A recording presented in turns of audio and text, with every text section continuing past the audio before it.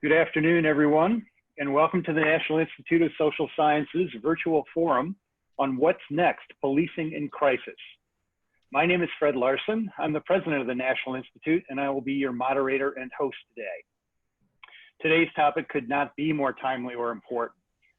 All across the country, we watch for weeks as massive ongoing demonstrations against police violence and for racial justice have taken place in cities and towns, big and small.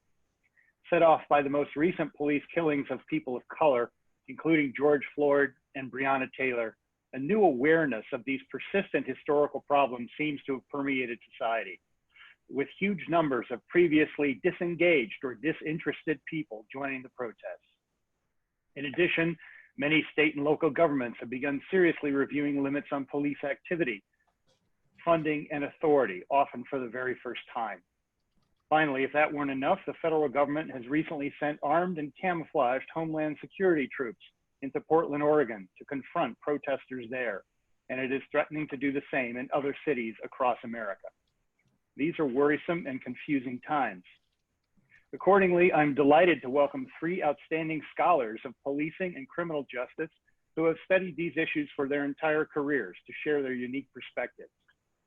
Tracey Meares, Walton Hale Hamilton Professor and a founding director of the Justice Collaboratory at Yale Law School. Emily Owens, Professor of Criminology, Law and Society at UC Irvine and Senior Research Fellow at the National Police Foundation. And Victor Rios, Associate Dean of Social Science and Professor of Sociology at UC Santa Barbara. We are delighted that they have taken time out of their busy days to join us today. Let's get started. First, some logistics. You are on mute by default. Only the panelists and moderators will speak during the session. Second, you do have a Q&A function. You can submit questions to the panelists. We will take moderated questions and comments later in the chat.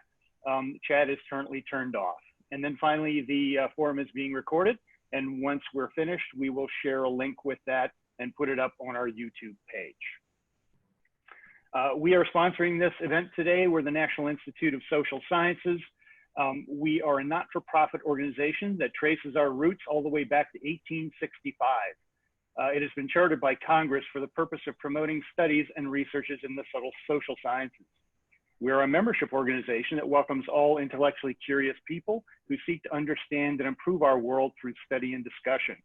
I encourage you to learn more about us at our website, www.socialsciencesinstitute.org.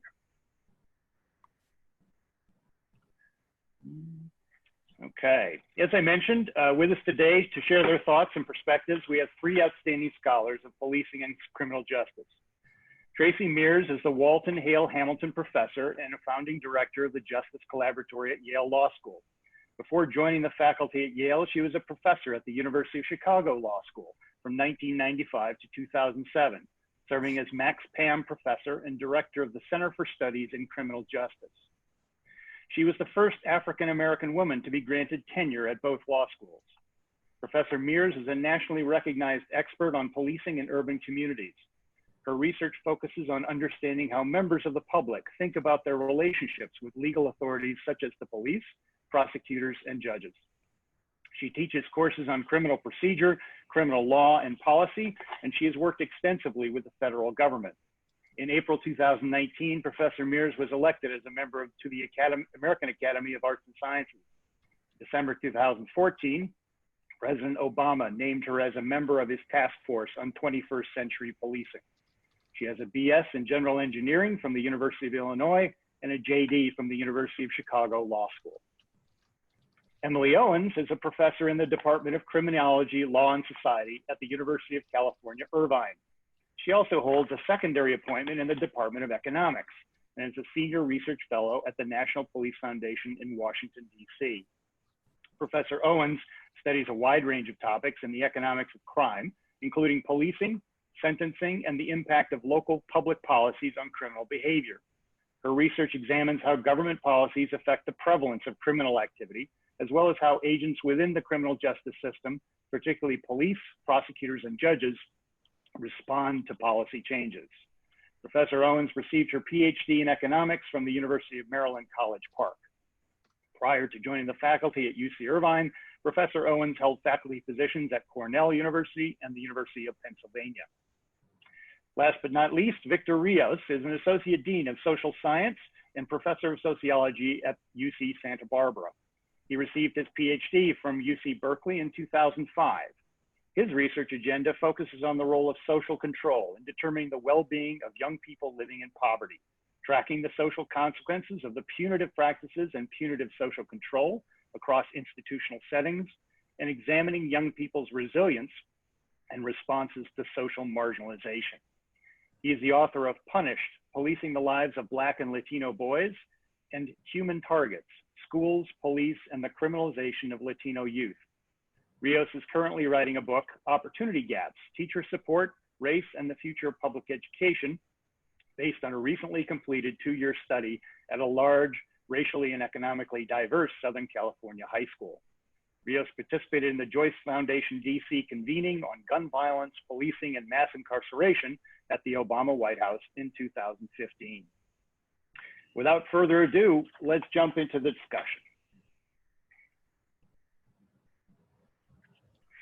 So Tracey, Emily, and Victor, each of you has been studying the issues surrounding policing in our criminal justice system for many years, but from significantly different perspectives. In order to help me and our audience get our heads around the problem, I wonder if each of you could give us a few minutes background on your own areas of research focus and attention in the space. Thank you, Fred. I think we agreed ahead of time to have me talk a little bit about my research up front, and I just want to say, you know, I really am honored to be on this panel with these brilliant colleagues that are doing wonderful work.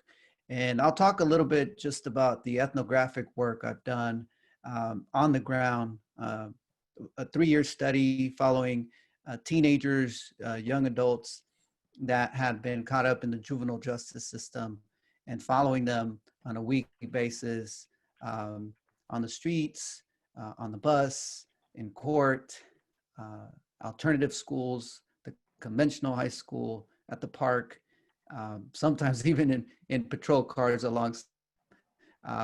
And the reason I really kind of like to embody some of that research I do is because I can come back and think about the interaction process, think about how within that interaction process, we see a lot of the problems emerge between police and marginalized communities.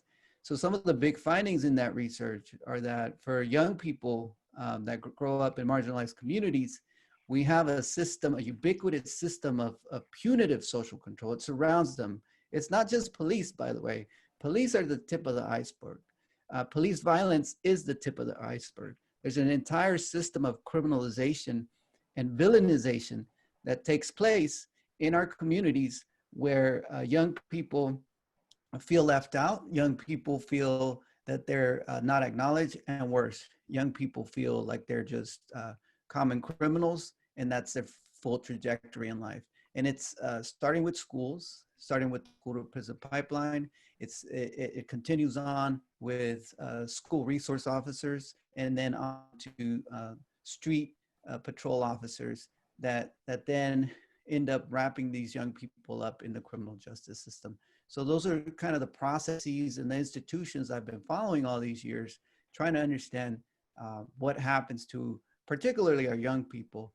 Adults are also caught up in the system, but for me, that interest begins with that socialization process, that developmental process. What are those trajectories that children and young adults follow as they encounter systems of oppression and racialization that criminalize them and set them up for failure in our institutions, in our criminal justice institutions. And finally, I've been thinking a lot about governance, which I'll talk about later on, but then how is it that in some communities, the entire governance of a population is really coming from a criminal justice system and a law enforcement system, that's the only sort of functioning governance, if you will, that is supervising young people that are in these communities, because the other systems have failed because of sort of this disinvestment in the social welfare system, the disinvestment in the support system that our young people need in these communities. And I'll talk a little bit about that later too, as we talk about the defund movement as well. Great. So I think Tracey? that was my handoff. We decided I would go second. And I think after listening to Professor Rios speak, and by the way, like Professor Rios, I'm thrilled to be on a panel with these folks. Emily and I actually had an opportunity to work together on a National Academy of Sciences report. I have cited Victor Rios's book I don't know how many times in my academic writing, but I don't think we've actually ever met in person. So this is a special honor for me. So understanding how the youth in particular, that Professor Rios was just speaking about, their experience with police in particular, and other institutions of law enforcement in general, their understanding of the state reflects my work, which is, as you stated, Fred, how do people actually come to conclusions about the fairness of legal authorities? The theory that I've been researching for the last decade and a half or so is a social psychological theory of procedural justice. And the basic tenets of that theory is that people are much more likely to pay attention to how they're treated by authorities as opposed to the outcomes that those authorities produce, and coming to conclusions about whether those authorities are legitimate, fair, trustworthy, and the like. We know from decades of research, both in labs, that means experimentally, but also out in the world, that people care about four things. They care about what we call voice, an opportunity to tell their side of the story in a particular interaction. And then more globally, they care about having input into processes and policies. They care a lot about being heard. And interestingly, they care about that whether or not that input makes a difference in the particular instance. You can't take that too far, right? Because if your suggestions are never actually acted upon, then it's hard for people to believe that they've been listened to. But the point is, people want to be taken seriously and listened to, and they want evidence of that. That's one. Two, and related, people care a lot about being treated with dignity and respect, concern for their rights. And in the context of what we're dealing with now, this moment of extreme, and I think well-founded, critique of policing, it's easy to see myriad instances of ways in which people are not treated with dignity and respect. One only needs to, look at your kid's YouTube feed, and you'll find an instance of that kind of disrespect.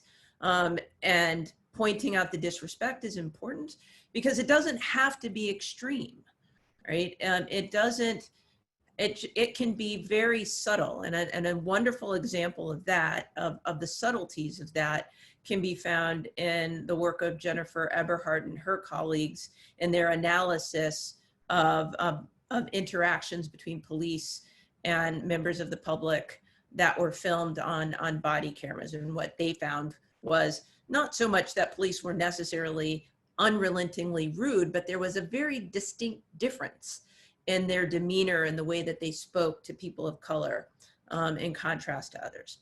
The third factor that people care a lot about is fair decision-making. They care that decisions are transparent, neutral, factual, based in fact, and free from bias. An easy way to see that is in a particular decision, a person doesn't want to be told, do this because I told you so. They want to be told the reasons why, and they want to be able to connect those reasons to things that they are doing or that they can observe that people can do. And then last, people care a lot about what we call trustworthy motives. Another way of thinking about that last factor is people care in their interactions with legal authorities to be able to expect to be treated benevolently by those authorities in the future. And they make that decision not only based on their own particular interactions, but there's a network analysis aspect to this. They watch and see how people like them are treated, so horizontally and across time. They pay attention, right, to the stories that are handed down from their parents and other folks that they might know in order to come to these conclusions about whether the authorities' motives are trustworthy. The sum of these four factors I like to put this way. In their interactions with people, or in their interactions with authorities, people want to believe that the authorities they're dealing with believe that they count. And they make that decision by looking to how they're treated, because unless you all know a secret that I don't, we can't read folks' minds, right? So you're going to make those decisions based on objectively identifiable factors that you can look to and make decisions about. Now, all of that research has been the foundation of policies that I've recommended in my work primarily with Tom Tyler, research that the Justice Collaboratory has pushed forward.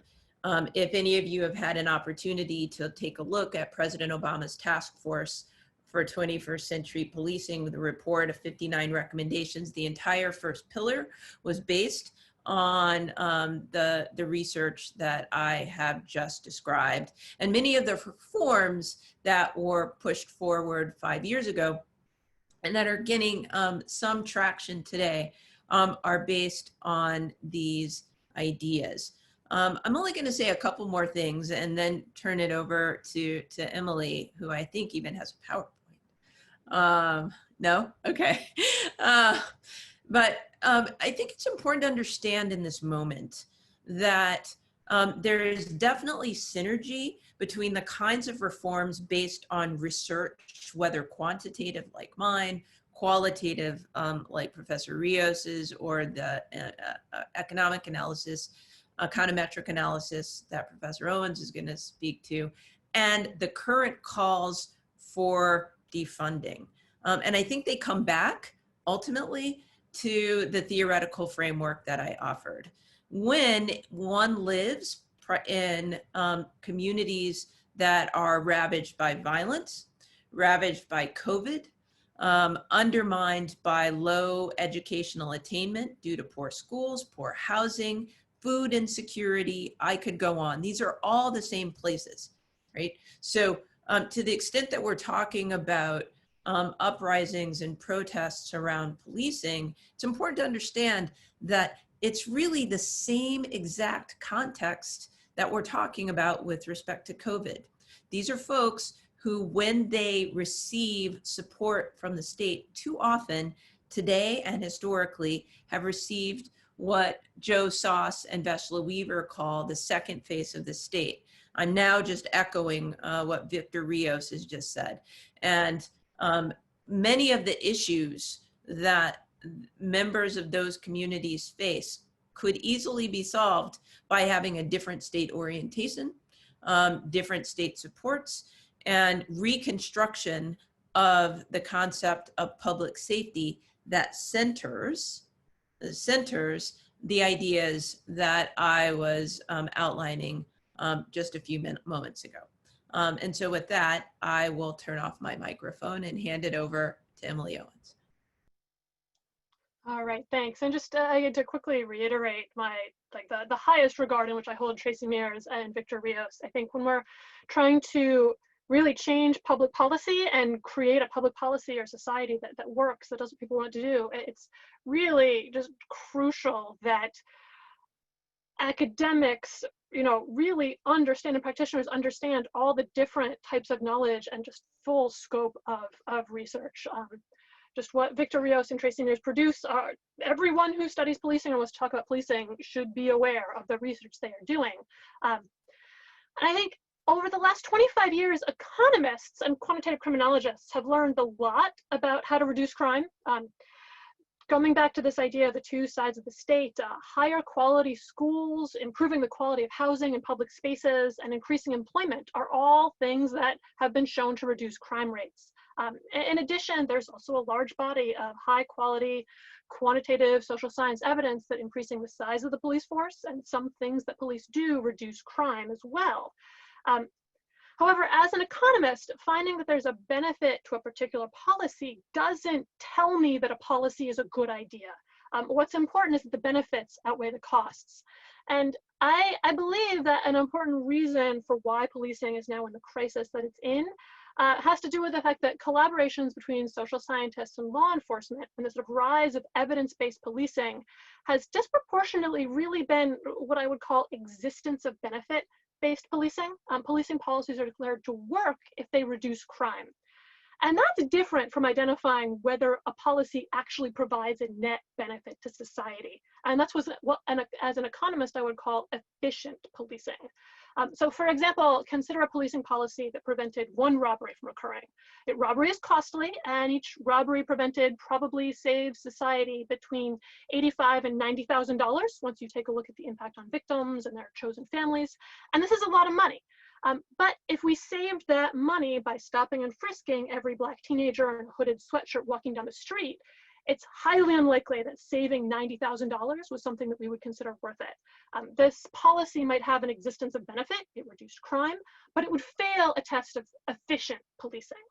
Right? As an economist who's participated in research evaluating the impact of police on crime, I can tell you an important reason for this imbalance is that the costs of policing, especially costs associated with how officers interact with people, are not currently quantified and measured in a way that allows me to estimate how a particular policing policy changes these costs. In contrast, we have very good measures of crime in the real world that are constantly, consistently defined across space and over time, and it allows you to really test whether different strategies used by different departments cause crime to go up or down. Right? But socially efficient policing requires paying attention to what we know about how being policed impacts police communities. And again, as Victor has mentioned and as Tracey has brought up, there's a wealth of information here, not from economics, but from qualitative social science, history, and law. And many of these costs of policing are also already well quantified. We do a good job in the United States of measuring things like employment or health or educational attainment.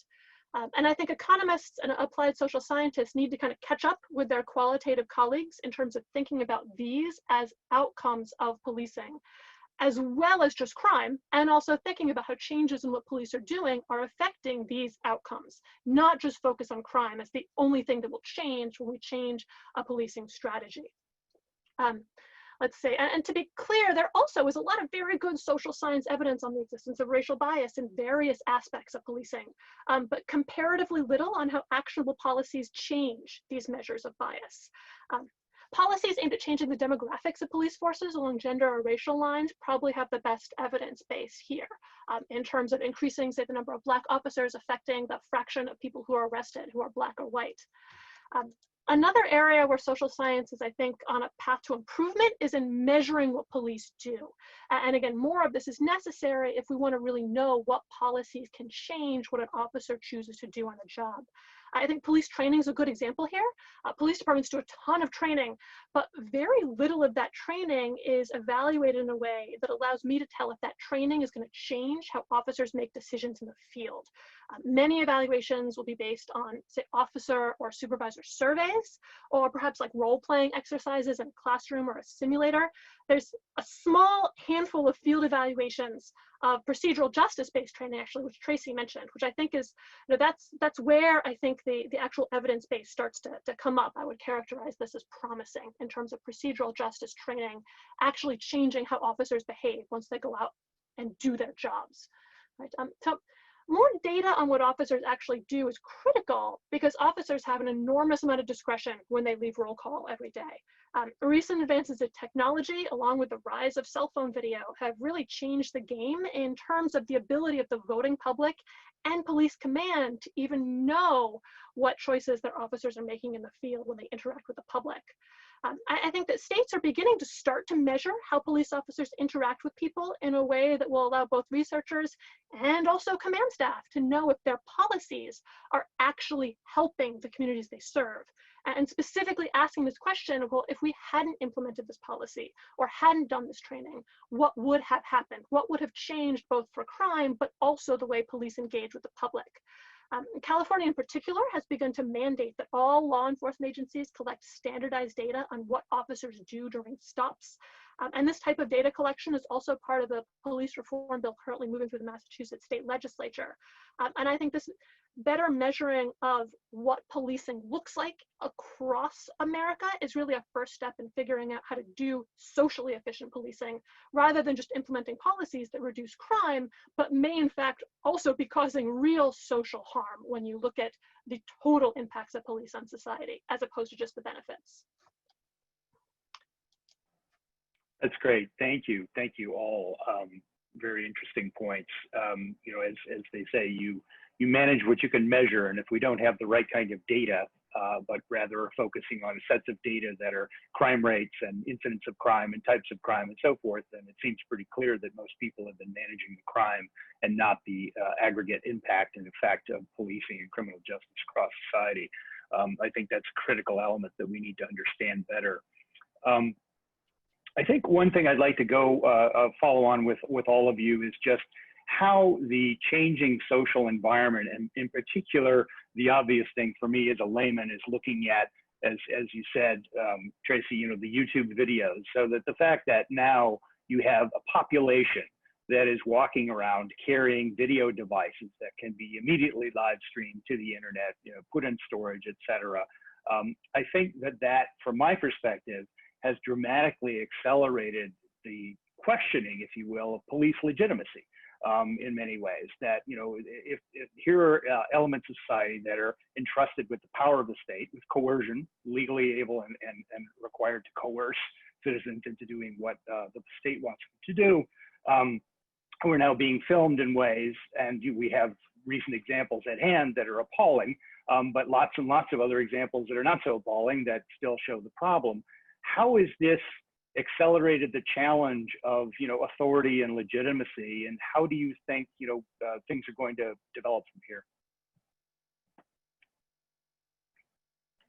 I'm sure everybody has some opinions on that. You know, I think it's a reasonable hypothesis that, you know, the fact that we all carry phones and we can videotape has, you know, changed our view of, when I say our, I mean the nation collectively. I might put it another way. That is, the proliferation of these videos has allowed people who did not have the kind of regular contact with police that Victor Rios was explaining earlier in this session, and that he explains in his work, helped people to understand how this activity was not isolated. And then certainly,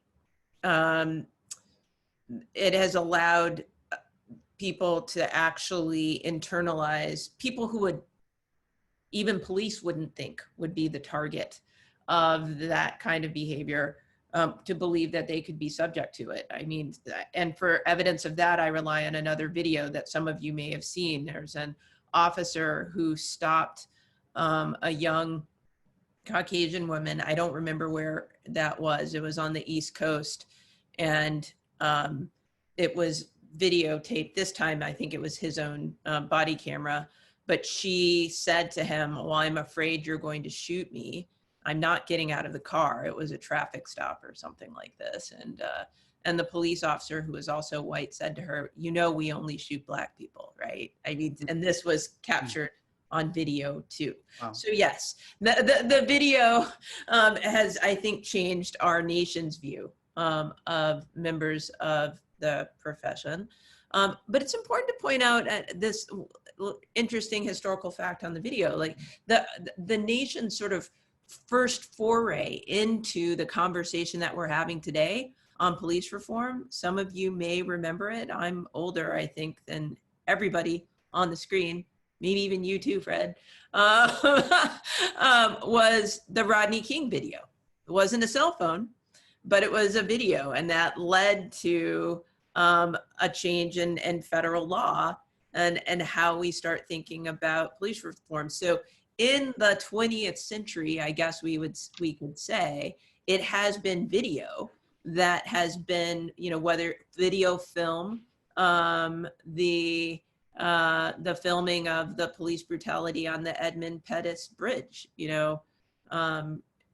just remembering the iconic John Lewis, was also about video, right? It's just that we have a lot more of it, and it makes it really difficult to deny the reality of a historical through line of treatment. I'll say one word about your last question, which is, how does that change going forward?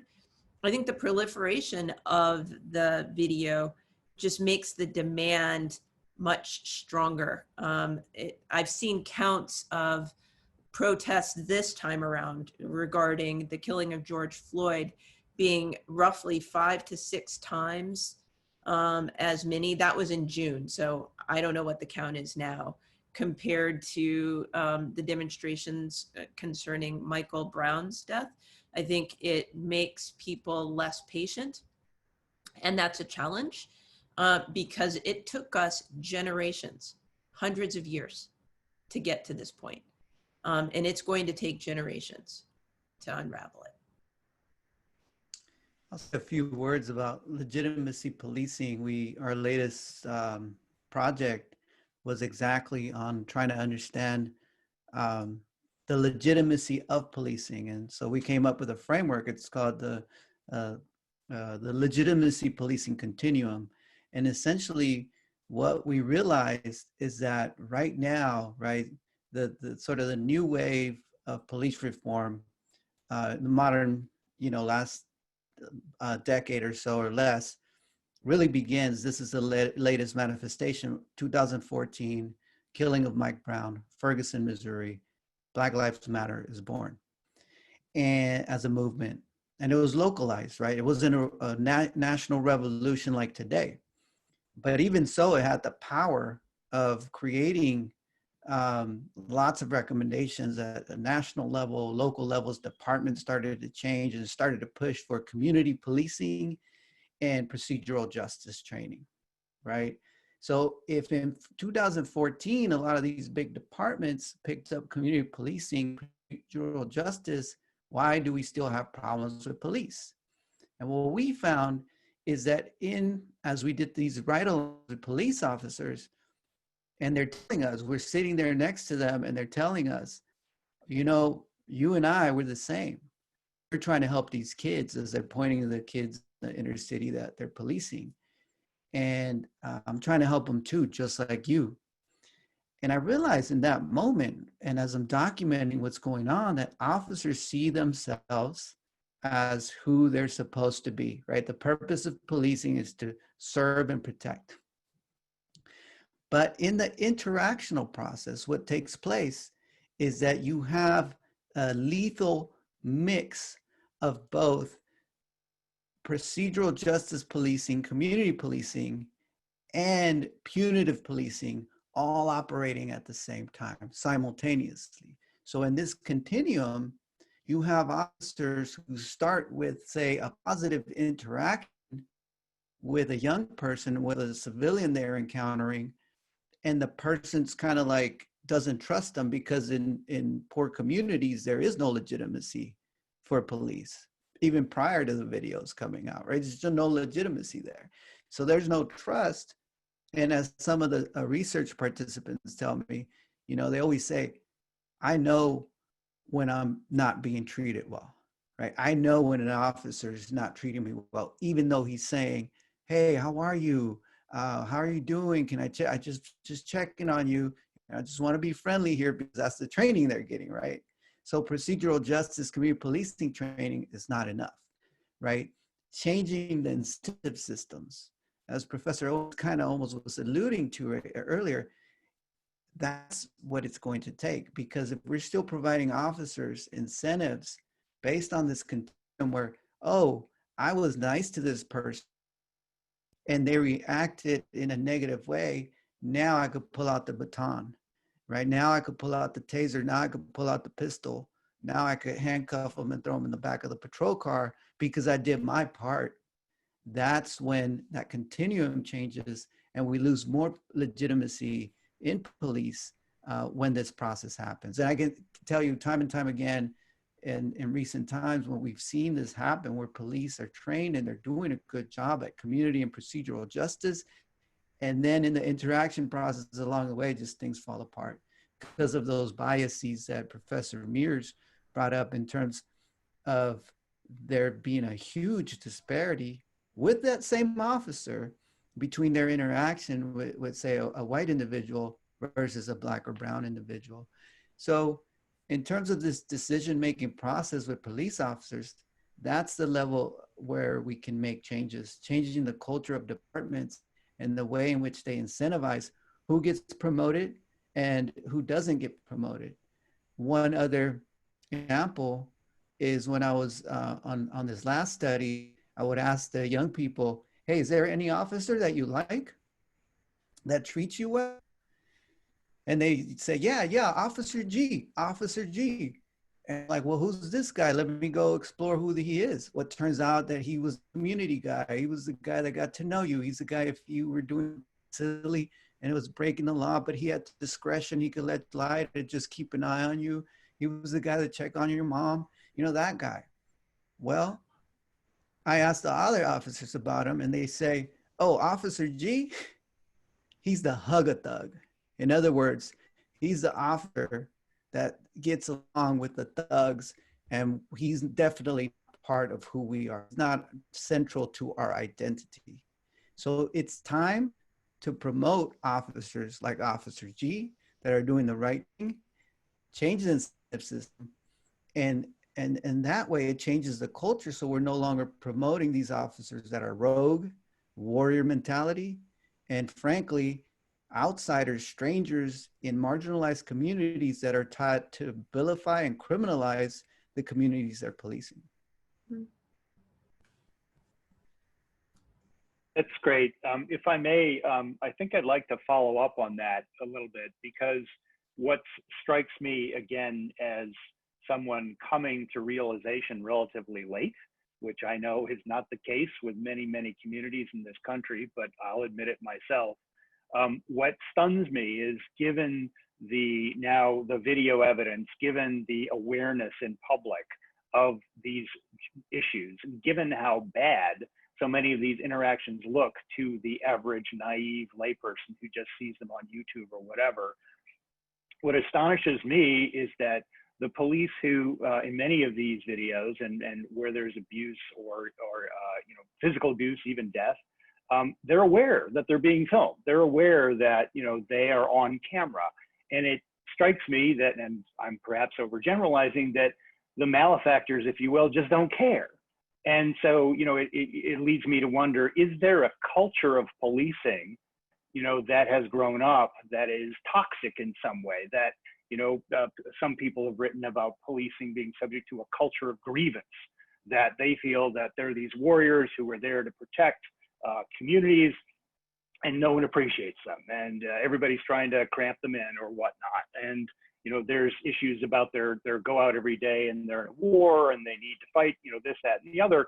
Is there a problem with the culture of policing, and how do you address that, if so?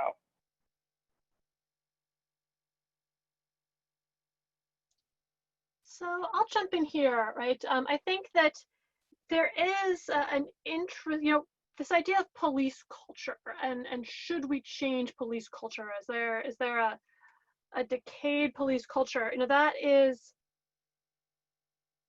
I think, as an economist, I really think that incentives matter and that people respond to incentives. I think Victor was exactly right in that, police culture, what is described as toxic police culture, is certainly correlated with a police culture where police are by and large evaluated based on the number of arrests they make and what crime rates look like in their local environments. And where that's sort of what's determining whether or not you are doing a good job, if there's fewer crime rates in a particular area, you're going to behave in ways that reduce crime, right? That lead you to make an arrest.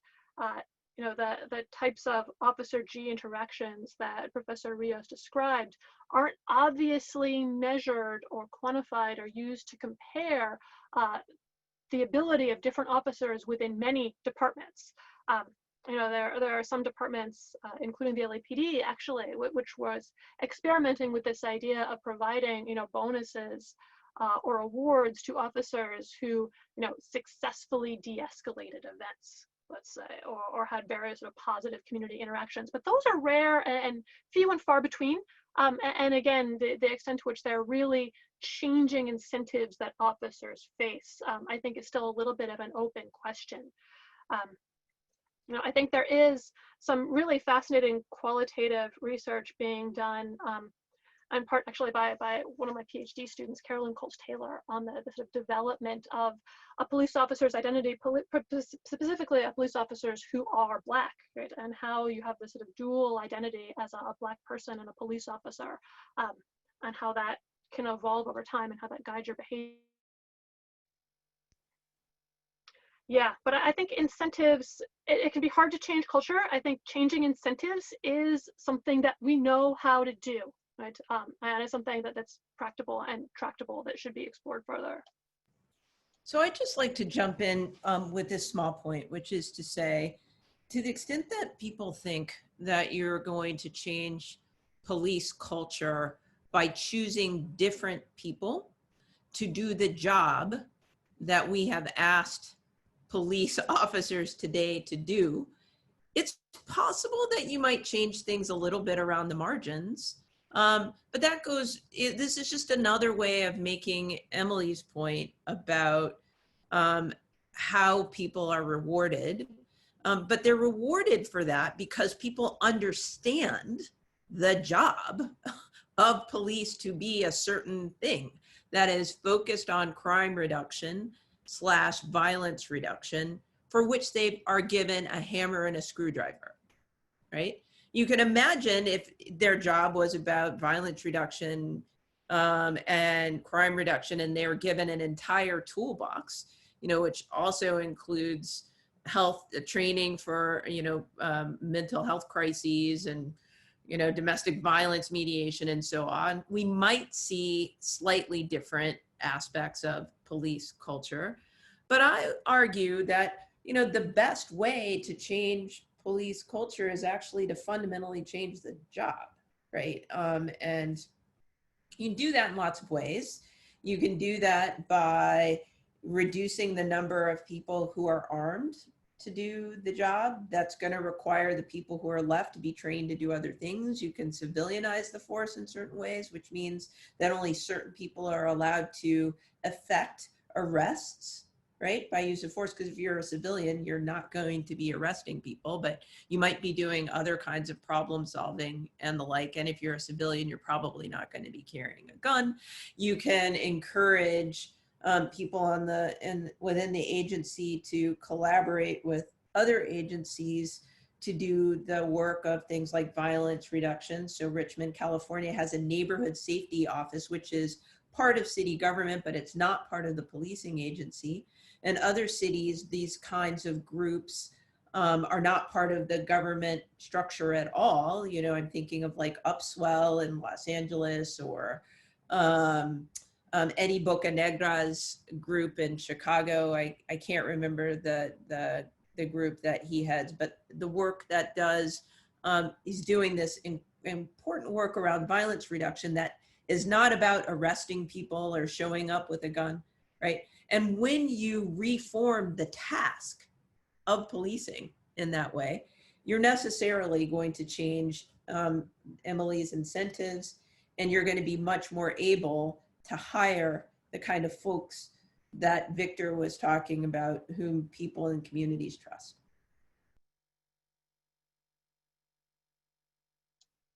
Yeah, I want That's to great. build on that a little bit. Oh, sorry, Fred. That the No, go ahead. job of policing, I think, has changed a lot over the past 40 years to really, you know, respond to situations where a law enforcement response is not necessarily going to improve the situation.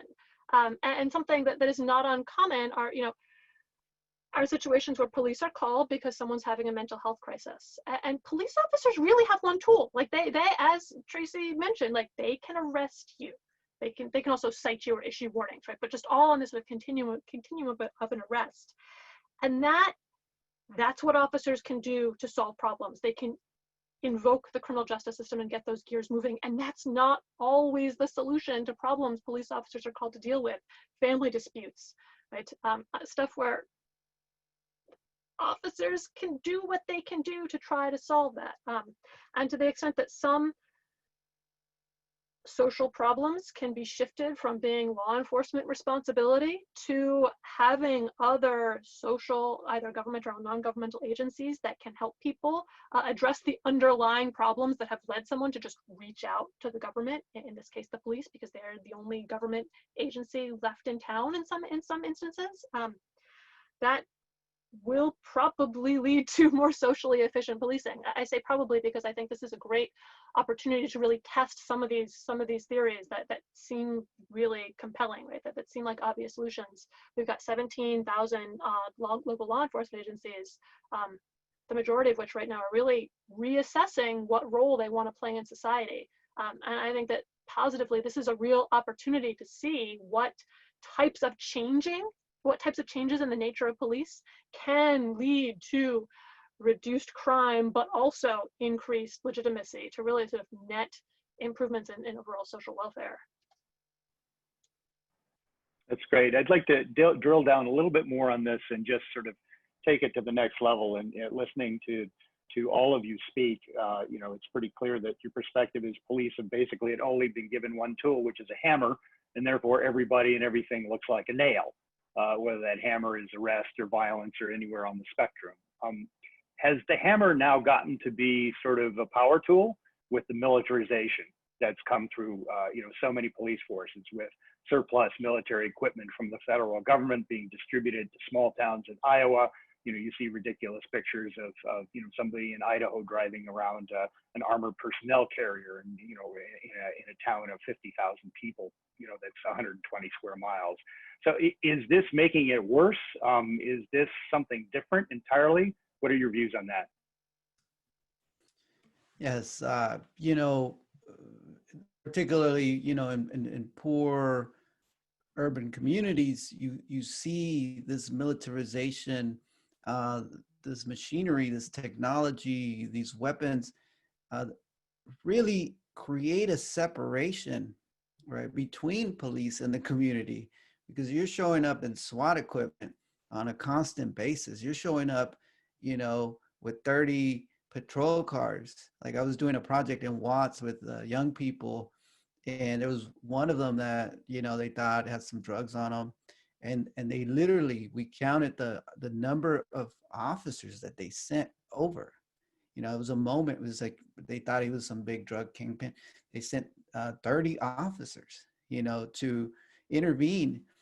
And so, I mean, at what point, right, do you say, we've over-resourced our departments, we over-militarized our police departments, that the answers to the various social problems our communities have can't possibly all be responded to by police.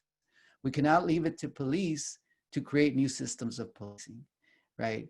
And one of the ways, or one of the areas to explore is all these alternative communities that are creating various ways of problem solving. Professor Meares brought up the Chicago Violence Interrupters Project, right? That there's individuals in communities able to intervene in ways with potentially violent situations, in ways that police just can't, right? And diverting some of those funds over is crucial. And so this is, we're entering, I like how we're entering the defund movement conversation kind of inductively, right? Just talking about ways in which you can swap out and switch out some of the services that police are currently, and that's providing. That's what I mean by the governance of communities, that will only stable institution that's got good funding and good resources to govern some poor communities is law enforcement. And that should be changing, right? That it should be law enforcement that has some resources to protect, and that it should be an alternate governance system, some kind of community-based governance system that has the right resources as well to also serve, protect, and problem solve. One of the questions that's come over in the Q&A is talking about the recruiting of police officers and the training of them as well, and sort of basically that this is generally speaking a working class job, right? It's a job that doesn't require much more than a high school education, maybe sometimes not even that, and people are inculcated at a young age into the police culture. They're given certain kinds of training, perhaps that's limited by the nature of what they understand their job to be. Is there a way to sort of catch this early, in addition to maybe structurally changing what police do, which I, understand drives the incentives, but is there a training or, some kind of solution in training or recruitment that can add to the solution? I will bet that, and if she doesn't, then she's probably gonna kick me virtually, that Emily is familiar with some studies. I hope so, because I can't pull one off the top of my head. Here's what I can say. During the work we did on President Obama's task force on 21st century policing, we had multiple people come speak during our hearings about how to improve recruitment and assessment of people who are applying. The questioner is right. It's, I suppose you could call it, it's a job that in many cases doesn't require extensive education, but the thing you need to understand about policing is that there's just a ton of variation, a huge amount of variation among the agencies. So very often, yes, only a high school degree is required, but I'm sure each one of us could tick off 10 policing agencies that require a college education, which is actually fueling in many public universities, the criminal justice major, for example.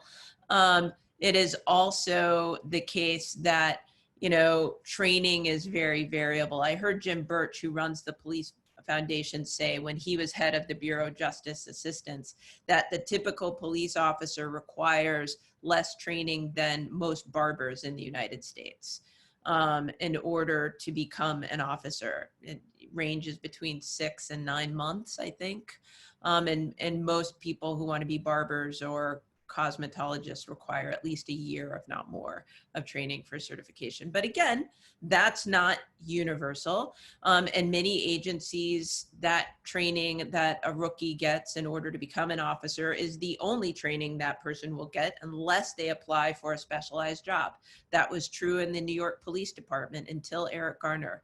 They had a pretty extensive, beautiful, state-of-the-art airport hangar-like training facility that trained rookie officers, but there was no requirement in the New York Police Department for what's called in-service training until the litigation around the stop, question, and frisk, and after the Eric Garner was killed. Now they require something like 3 days, I think, of in-service training every year. In California, where Emily and Victor live, I believe in-service training is on average about 40 hours a year. I think, notice 40 hours is a hell of a lot more than 3 days, right? In New York, NYPD considers itself to be the premier agency in the country. So the short answer is there is a lot of work that can be done around that, but it's very much intimately tied to the conversation we just had before, which is what is it that we're expecting these people to do, right? Because that's going to dictate the kind of people you want on the job and how to train them. One more little point on this. If police unions were more willing to be more flexible, having people be able to be part-time officers could make a huge difference. Most police unions resist that idea, but part-time policing could give us a lot more gender diversity because of other structural inequities that mean that women end up doing much of the caregiving of children. If you look at nursing as a profession, especially emergency room nursing, structurally, and there have been some very interesting research about this, emotionally, in terms of mental stress, emergency room nursing actually looks a lot like policing, interestingly, in terms of the ways in which those workers respond to issues on the job. And there's some evidence showing that one of the reasons why, emergency room nursing has so many women, other than the fact that women are disproportionately nurses, is because the work can be organized so that you can do your entire week shift on a weekend and then be available to care for your family during the week. It's an interesting thing to imagine what policing might look like if we were better able or more able to structure the work for the workers in the agency in that way. You mentioned police unions in the course of your comment. I want to drill down on that a little bit more because, again, from the outside as a layperson watching this play out in real time, it seems like the police unions, if nothing else, throw gasoline on the fire. They seem very much, sort of designed to close ranks around their officers, very, very defensive and even quite aggressive in many instances on defending police and fighting with almost everybody. Are police unions sort of a fixable part of the problem, or is there something that, should they be banned? Let's be simplistic about this, assuming I could wave a magic wand or you could. How do we deal with police unions?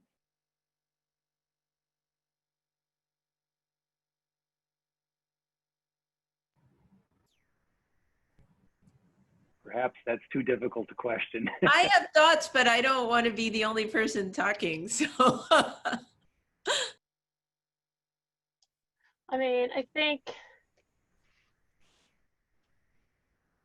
police unions, I'm just trying to think, Felipe Goncalves at UCLA has done a little bit of work on police unions, I believe, sort of how those are related. Or no, it's not explicitly on police unions, but just thinking about the role of police unions in how agencies respond to officers who have complaints filed against them. That's the nature of unions is to protect their members, right, and to protect the interest of their members. And I think police unions need to be understood in that context. That's their job, to protect the interest of officers, right? And they've been quite successful in that. Yeah, I think there's a lot of interesting work to be done here, to the extent that that's something that's in the air, is the idea of trying to dissolve some police unions in certain jurisdictions, and seeing how that can impact policing. I think there's two two studies I'm aware of, one by Alexandra Moss and the other by Andrea Chandraskar, who specifically looked at how policing can change when unions fail in negotiations over salaries, right? And those, I think, start to demonstrate that, when police unions want to change what police do, they are successful at doing so, and can cause real work slowdowns and have real impacts on crime just based on the whims of the union. Let's say, I'm glad that Tracey followed up her comment about part-time officers. I was wondering where she was going with that when she said it. I think I mentioned police hiring, and particularly changes in the racial composition of the police force. There are two really interesting papers on the role of hiring female officers on outcomes by Elizaveta Perova and Amalia Miller and co-authors, who've looked at policing in Brazil and the United States, and particularly focused on hiring more female officers. And both studies found evidence that when you have female officers, there does appear to be a real improvement in community police relations, specifically in the willingness of women, which is the focus of both their papers, in reporting things like sexual assault and intimate partner violence. I think changing the qualifications or the types of police officers who are targeted in hiring programs is an interesting thing to think about. I think it's also actually related to police militarization. Law enforcement agencies I have spoken with on a couple of occasions have actually talked about military equipment as a recruiting tool. It's a fun toy. It's something that it's a perk of the job, the ability to maybe have a tank around that you can drive. Whether or not that type of person who is attracted to a local law enforcement agency because of the promise of using military-grade tactical weaponry is the type of police officer that we want, I think is a different question in terms of someone who's able to successfully balance this warrior-guardian trade-off that police departments have to do. This is the impossible task of police officers, is being a warrior against crime, but also a guardian of the community. And having military-grade tactical gear certainly presents this picture of a warrior against crime, as opposed to someone who really is more a part of the community and guarding and protecting your neighbors, creating more of an adversarial role. So I don't know, Victor, have you interacted with police unions very much in your research? I have not. I've worked directly with individual officers in the last study, a chief of police, but not with the union. So I don't have much to say empirically about police unions, but any entity, right, that it helps create an us versus them kind of mentality, right? And if it happens to be a local union that's doing that, us versus, us meaning police versus, in a communities seeking justice, then of course that's problematic. I think the arena we're interested in terms of who decides what kind of training officers get is crucial because, as I mentioned earlier, it's easy to kind of fall into the, oh yeah, we do community policing and we do procedural justice and jump on that trend. And because we feel compelled to do that. And then another component is, well, what about anti-racism? And what about social literacy, right? That we described individual officers, and there's tons of literature on this, right? About how individual officers, there's a certain type of persona, a certain type of individual that gets attracted to this kind of job, right? A lot of times this very kind of hyper masculinity identity. It's tied to toxic masculinity sometimes. That rogue mentality, that individual in the literature, right, is a lot of times attracted to this kind of job. Now, there's other kinds of identities in policing, individuals that want to do it to help their community, individuals that want to do it who are from the community, but at the end of the day, across the board, it's crucial that really courageous conversations are had in the police force related to training in terms of race, anti-racism, bias, and social justice literacy, right? That means that we understand the communities that are being policed, LGBTQ plus communities, Black communities, the struggles of women, all of those kind of conversations need to be ongoing so that then the folks that are coming in feel like, talk about perks of getting hired. Oh, if you get hired with us, you need to learn about social justice. We're going through an extensive training. Who might that attract and as a police officer?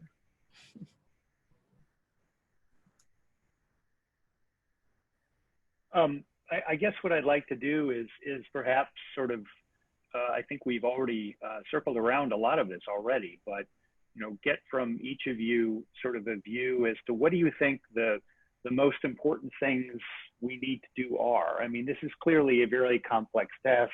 The police are not, operators sitting out there in the ether or a vacuum by themselves. They're embedded in the social structures and social issues that sounds like cause a great deal of the challenges that we're already facing with policing themselves. How do we address this? I mean, you've already touched on a number of these suggestions before, but is there a unified policy? Perhaps that's, again, naive given how decentralized the different police forces are, but is there some kind of set of principles that make sense that if we start trying to apply them, it should improve? So the most important thing, in my view, is not the easiest thing, nor the thing that is the quickest thing to do.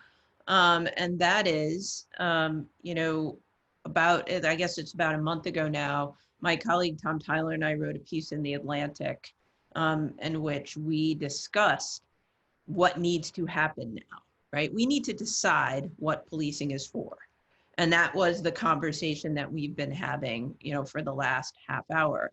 But related to that idea about what policing is for is to go back to the very beginning of our conversation, which is to understand how people in these communities that are most affected by the problems to which the state regularly sends armed first responders, right? So they experience both the problem and they experience all the problems related with the state's response, both of those things, government excess and violence. We need to ask them how they understand what public safety means to them. What does safety and security mean to them? And I have for the last couple of years been involved in a research project with two political scientists, Veshla Weaver, whom I've already mentioned before, and our student Gwen Prouse. You can find the research at this website, portalspolicingproject1word.com, where we asked people in hundreds of conversations among individuals who live in communities that experience both of these issues in Chicago, Milwaukee, Newark, Los Angeles, Chicago, Milwaukee, Newark, Los Angeles, Baltimore, Mexico City. I think those were the 6 cities, to have conversations with each other, which we recorded and then coded. And people are very clear about what's necessary for them for public safety, actually. Yes, it does include some role for an armed first responder to come in when they have experienced extremis and violence, and to come quickly, responsibly, and in the context of these ideas of procedural justice. But they also have more forward-looking preventive ideas, right? So that's step one. And then we have to figure out what the government structure needs to be to deliver those services, because these people cannot provide it for themselves. And the idea that any defund movement would mean to take resources away from the armed first responders and then say, okay, community organizations, you figure this out. That's absurd. They don't have enough resources as it is. They're doing heroic work on very little and not nationally scaled. And number three, they don't know exactly what they need to do, because going back to what Emily Owens was saying, we don't even know exactly what police do all the time. Policing agencies themselves don't even know. I'm on the monitoring team for the Baltimore Police Department, and I give you horror stories. Their data infrastructure, the extent to which they do or do not, usually do not know what the officers are doing, you know, on their tours every day, all day. And without knowing what police do, it's hard to know what it is that some substitute agency or entity is going to do, and to be able to figure out whether they're doing it better. They need to be just as accountable to the public too. So that's the last point. Whatever we do in terms of first articulating the goals, figuring out what the government structure needs to be, and seriously resourcing it and funding it, which means somebody's going to have to give up something. The people who are not being taxed are going to have to give something up, because this won't be cheap. Can I say this again? This will not be cheap. Defunding does not mean less money. The last thing we have to do is to make sure that all of this takes place in a context of serious government accountability. So we've spent a lot of time talking about police accountability, but I want to take us back to some of Victor's other work. You know, the idea that we would take funds away from police and say, oh, let's just give it to the schools. You know, and the schools are going to do exactly the same thing they've been doing for all of these decades, as if that job is appropriate and right. No, right? So this conversation, although focused so much on policing, to my mind, is really about a conversation. And then I'll stop my speech. I'm sorry, because I'm getting worked up. This is really a conversation that goes back to fulfilling the promise of Reconstruction hundreds of years ago that was cut short by white supremacist terrorism. Let's be clear about what happened. Right? And until we are very clear about ensuring that those kinds of government resources, because the only people who got government resources after slavery was a small group of former enslavers in Washington, D.C. who got paid for the people that they thought they owned. Those were the only people who got serious government resources, right? That's the historical background that we're talking about here. That needs to happen. Okay, speech over. Oh, you got me hyped up now, Professor Meares, you got me hyped up. No, grassroots organizers, they'll say things, we need a new deal for the urban poor, right? And this is where Tracey's going, is just saying, look, we're just talking about the tip of the iceberg. What leads someone into a situation for a suspected $20 counterfeit bill? You know, he ends up being murdered by police. Like, what leads him into that situation in the first place? It's the vilification of his entire community. It's the criminalization of his existence since birth. I mean, in Punished, I talk about this kid that tells me the story, black a kid. He says, you know, my mom was on crack and I was born, and then the nurse said to the other nurse when I was an infant, day one, oh, this poor baby's gonna end up in prison. You know, that has to change, right? And then the way that changes is a re-education campaign, right, in the halls of power, in the institutions of power, with authority figures, whether it's police, whether it's educators. So I call this a control complex, because it's not just law enforcement, it's our whole society. It's a complex of criminalization and vilification. It's ubiquitous to many individuals. So to be able to have a system that treats people with that dignity that Professor Meares was talking about earlier, right? Because right now what we have is the opposite. We have a ubiquitous system that systematically strips people of their dignity, and it's not just the cops, right? We're like a police society where, you know, everyday citizens, teachers, you know, healthcare providers are providing the policing and the criminalization. You know, police don't even have to criminalize some people, right? They've already been vilified before they even encounter a police officer. So that's why when something happens, nobody seems to care until recently. Now we're living a revolution. And that revolution is that people are willing to listen. People are talking about these videos. People are now saying, okay, show me the evidence. Talk to me about what defunding means. They're open to these ideas. And that is the revolution we have to capitalize on. How do we bring evidence to that revolution so that then, you know, across the board, people open up and say, yes, we do need change. Let's implement these strategies for change. Oh, there's so many things. Where to start? Okay, so the one comment I want to sort of build on is when we talk about police reform and, you know, should police be defunded? Should funding for law enforcement increase? Because you hear sort of people advocating for that as well. I think it's crucial that practitioners understand the quality of the evidence that we have on what policing works in terms of really truly increasing safety. right? But by which I mean not just crime reduction, but also increasing people's feelingness that they're being policed in a legitimate way, right? And it's very weak. You know, a lot of police research or sort of training programs that are adopted are put in place because it feels good, it sounds right, and we sort of hope it works, but we don't even have the mechanisms to know if these training programs are actually changing the way police officers are interacting with people. I hope that's changing, but you know, anyone who tells you that we obviously shouldn't defund the police, that's clearly a mistake, that's not really based on, you know, what I would call, you know, really credible causal policy evaluation. And so I think it's important to be honest about that we're in a little bit of like uncharted waters. And I would rather know about what the whole possible spectrum of police reform could look like. I don't think anything should be really off the table. I also think it is what I'm worried about. You know, I'm in complete agreement with Professor Meares and Professor Rios that, you know, defunding the police can't mean reducing police budgets and then setting that money on fire. And that's not going to work. The money needs to go somewhere.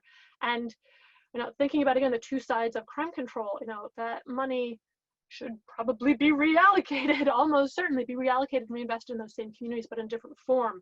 And I think it is very important that we as a society try to make sure that happens. And I'm worried about that reinvestment of money appropriately in a way that's responsive to the needs and demands and desires of the communities that are disproportionately affected by policing. Because not always, but primarily we're talking about places where Black people and Latino and Latina people live, and not white people who have so much of the political power in the United States. The way that I talked to some of my undergraduate classes about sort of why criminal justice has been so punitive in the United States is that, you know, the median voter, to think about economic political science, is, you know, a white lady who's about 30-ish years old. She's someone who looks like me, who's best understood.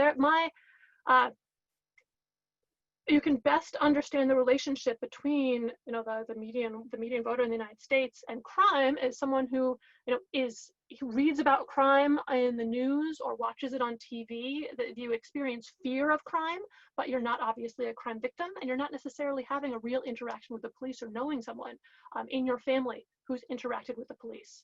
And the rise of cell phone, the videos and sort of real-time images of police violence have really changed that for America, for white America. Like, we can see it now in a way that most of us did not before, right? And I think it's heartening to see that people are responsive to this, to seeing the injustice and being like, this is not acceptable. This is not consistent with the America that I know, and demanding change and reform. I am worried about the appetite for the necessary sort of continued reinvestment in communities that are not white. What the appetite for that is going to be, which is a little bit depressing. I think it's good that there remains a lot of focus on police violence. You know, long run, investing in the social safety net, in infrastructure, like that's going to make a difference, and that would be wonderful. I also think there's a real short-term need to make sure that police violence is being used in a way that's consistent with a legitimate government, that police officers are using force to keep control or regain control of a situation and do so in a way that reduces crime more than erodes their legitimacy. You know, people shouldn't be dying. People shouldn't be hit with rubber bullets, right? That's something that police can try to do to stop now, sort of like an immediate bleed, right?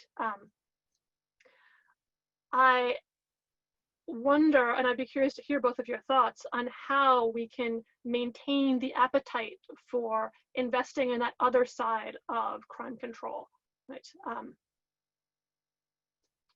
Yeah, and make sure that we don't just set the money on fire. Yeah. You know, I was thinking of this social kind of experiment I did, field experiment, where I took some young, so in one of my books, I studied a group of young men that were caught up in the street life, and I followed them for 5 years. And on year 2, I started to pay a handful of them to work for me. and they would be, data gatherers, they would analyze data for, kind of research assistants. But they happened to be some of the guys that just were really, really targeted, and also by police, and also committing a lot of the crime. That small group committing a lot of the crime in the community. And so I had the idea. They were participating in my program on Friday nights. Every Friday night, I would open up the local community center, and I would show up with my students. We'd bring food, we'd break bread, and we do a program, some kind of, how to get a job, how to talk about social issues, all of that stuff. But they were still getting caught up in the system.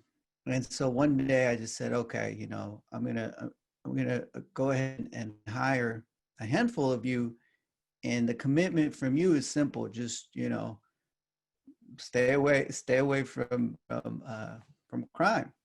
And what turned out, right? We looked at the police data for those weekends, the Fridays where they were with us, and then the Fridays they were working with us, and then also other days when they were out and about.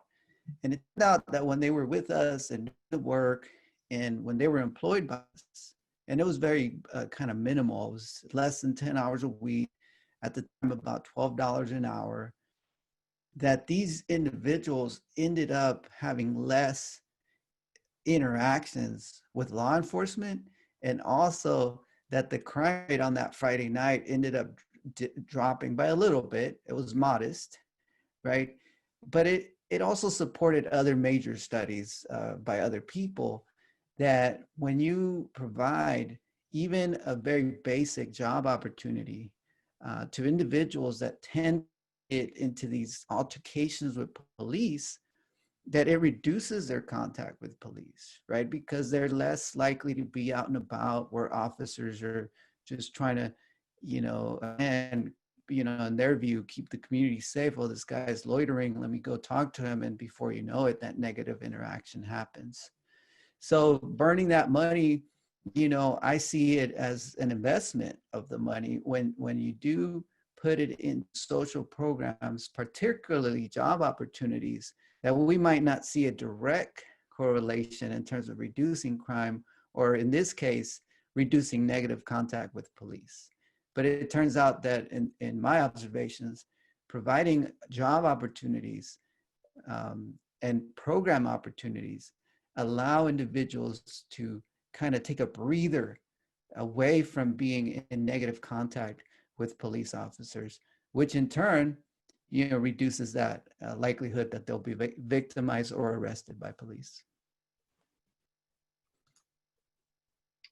Yeah, I think that is a great example of, I think there's a couple papers that have found this as with reentry as well. There are some successful reentry programs that simply consist of giving people some cash and just kind of letting them choose to do what they want with it. And people seem to choose things that help lead them to stop engaging in future criminal actions. There's some really interesting work, some actually randomized controlled trials that are coming out of New York and Chicago that are finding just the same thing that you found, Professor Rios, right? That summer jobs, particularly for young people, right, can really make a real difference in their involvement with the police and their subsequent victimization.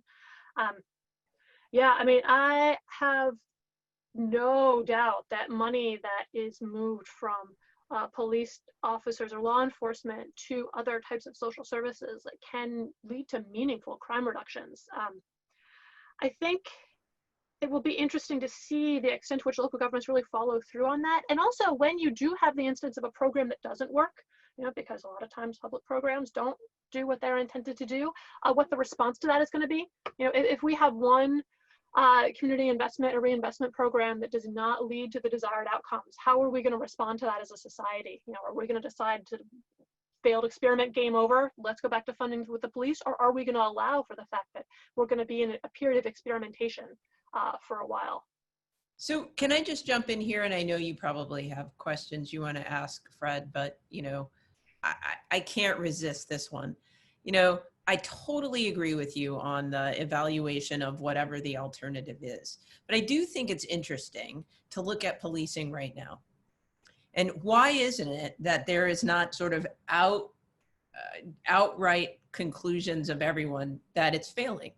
Like, how many studies do we need to say that what we see right now is not failing? And the reason why I think that's useful to point out, and it also ties to this conversation we're having about unions, is that, you know, some really big foundations, I'm talking Gates Foundation big, spent millions upon millions, tens of millions of dollars to make this claim about public education over the last decade or so.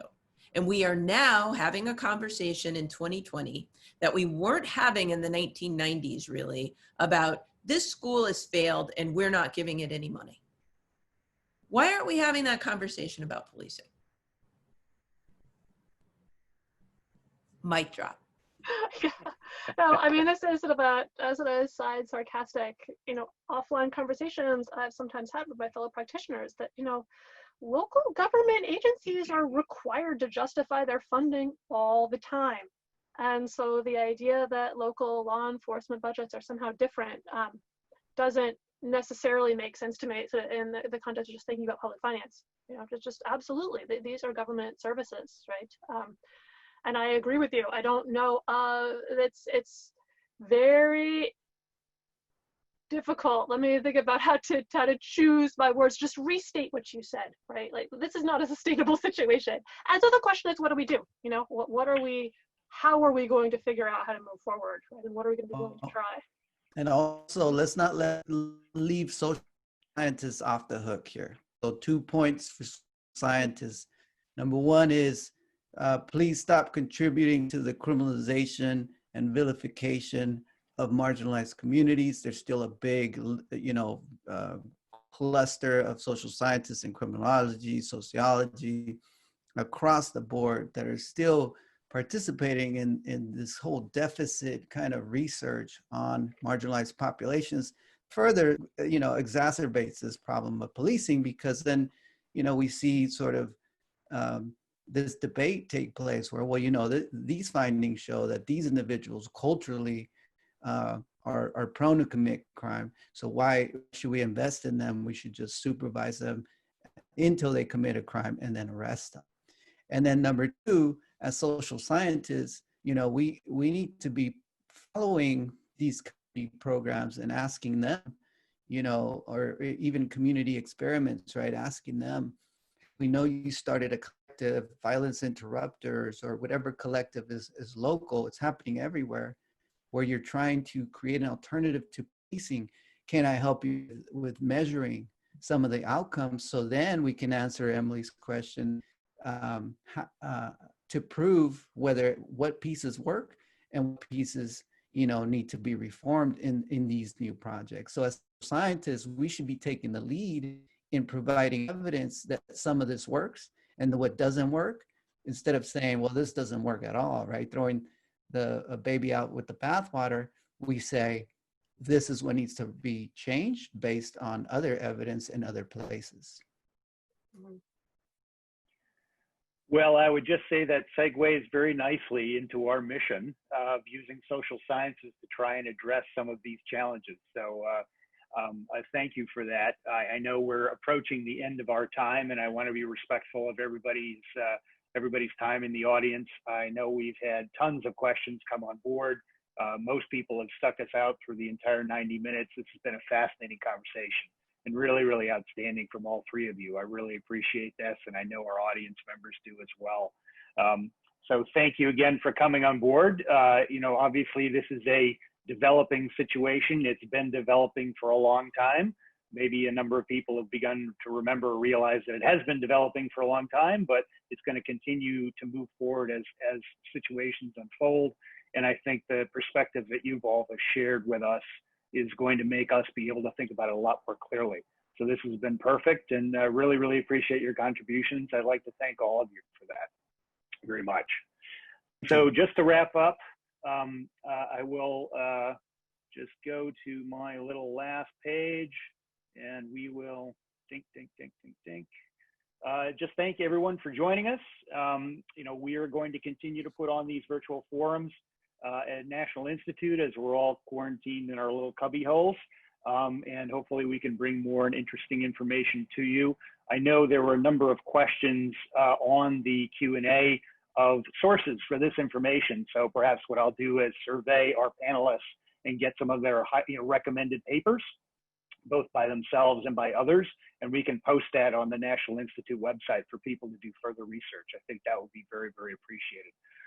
But again, thank you all for joining. Please all stay safe and healthy, and we look forward to seeing you again at the next event. Thank you again.